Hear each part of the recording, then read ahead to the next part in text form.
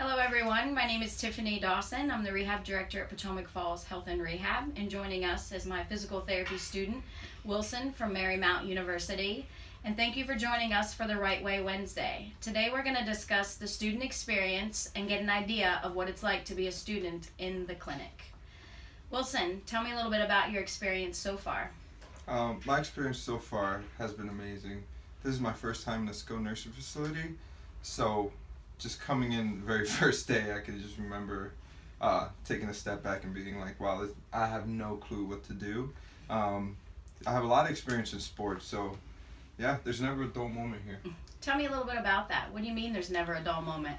I feel like every day I can learn something new, if it's either from my clinical instructor or from occupational therapy or from speech or even nursing. I feel like there's always something that I can take home with me. What's it been like working with the other disciplines, OT and speech? OT and speech, as far as occupational therapy, I like the fact that we have two distinct disciplines, and we manage our treatments a lot differently, but we have the same outcome, which is looking to maximize the patient's independence, which is great. That's why they're here. And as far as speech, I like the fact that for the first time I can see aphasia acutely, and dysphagia, which I've never seen before, and see how they assess both and how they assess dementia. That's all new to me as well. So can you talk to me a little bit about what it's like being in the clinic versus what it's like being in the classroom? They're both a lot different.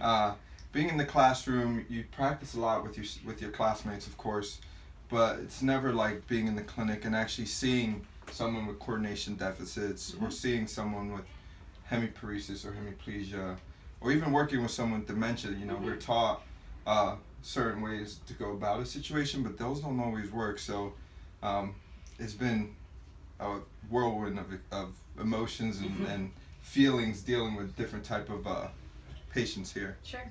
What is your most memorable experience here at Potomac Falls?